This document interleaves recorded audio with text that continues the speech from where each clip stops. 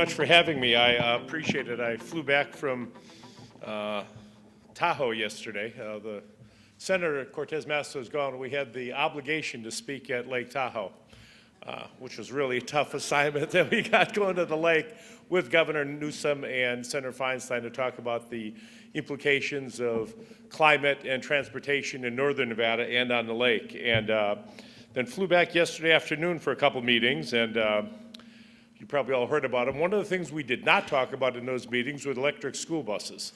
Everybody was agreed that's not a contractual dispute, electric school buses, as we move forward with what we're facing with education. But we appreciate the legislative leadership we've had as it relates to that issue, because I think it's something that we're going to be using more into the future.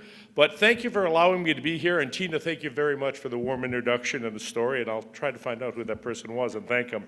But thanks to the RTC for hosting an event like this. It's important that we have this dialogue and this discussion, and the panel is going to be moderated by the esteemed John Ralston to try to get some answers. So we're looking forward to having this interaction, these discussions, because I'm a firm believer if we keep talking about things and keep discussing, we've got a good opportunity to solve some of these problems and situations and their long-term goals that we have to accomplish.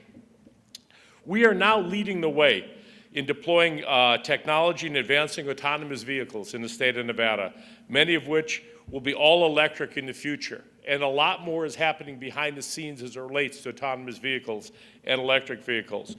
You have all of our support as we move forward as a community to reduce our carbon emissions in transportation sector. And this is statewide. It's not just in Southern Nevada. It's something that we realize is a priority for all of us for future generations.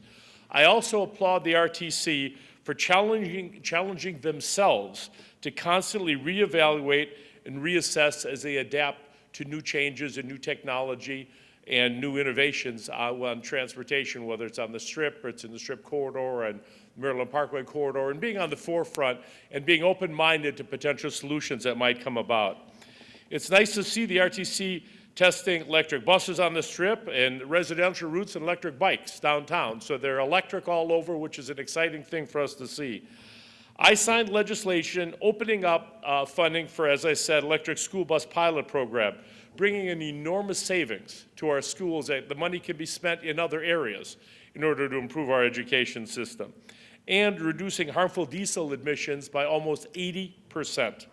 I'm excited to learn more about RT's similar programs and how we can further challenge ourselves to envision and plan for a future where we transition to an all renewable energy transportation system. I said in my State of the State address that I would not waste a single second debating the reality of climate change and its impact on Nevada. Climate change is real, folks, and it's something that we have to address now, not just for ourselves, but for future generations.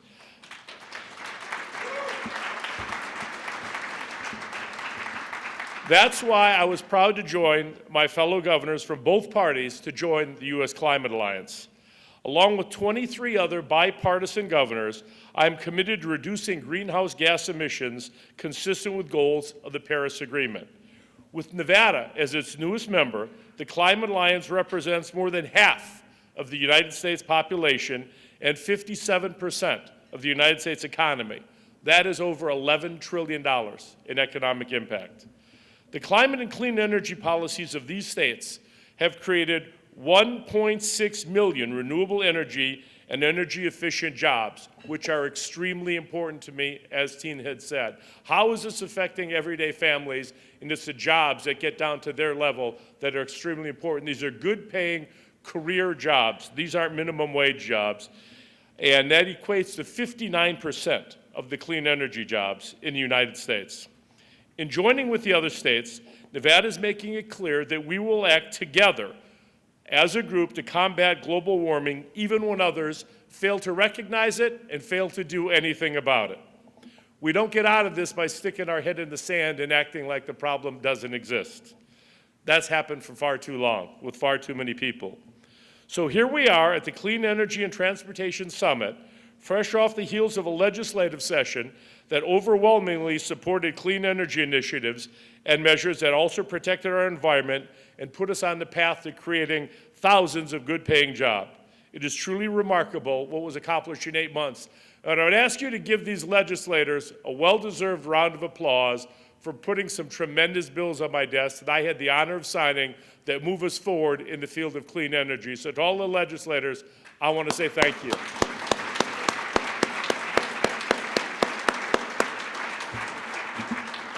One of the most important bills that I signed, and one of the bills that I was proudest of, was change our renewable portfolio energy standard, our RPS, to 50% by 2030.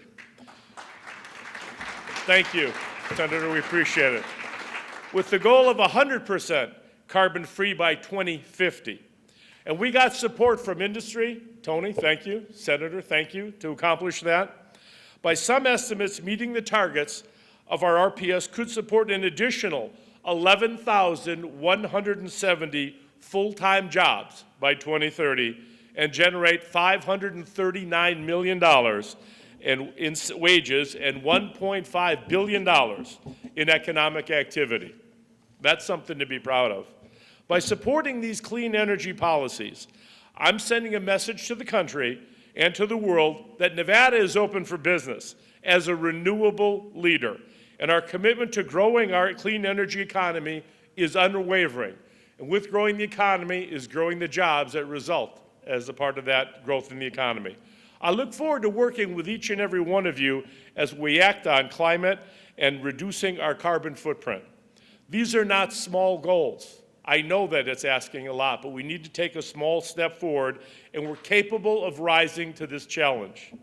We should be proud of the work that we've already done in conservation and sustainability, but we have a lot more left to do. Executing on big transformation ideas is the heart and soul of Las Vegas, and I know and I love and I plan to continue that tradition here in Nevada and in Southern Nevada particularly, where we've got such great leadership. What you should take away from today is that Nevada has to act, and act quickly, to seize the opportunity that exists in front of us, to create a clean energy economy that benefits all of us, regardless of income, and reaches every table, every kitchen table in every household of the state of Nevada, while preserving and improving the place that we all call home, Nevada. Thank you all very much for having me, and have a great summit today. Appreciate you.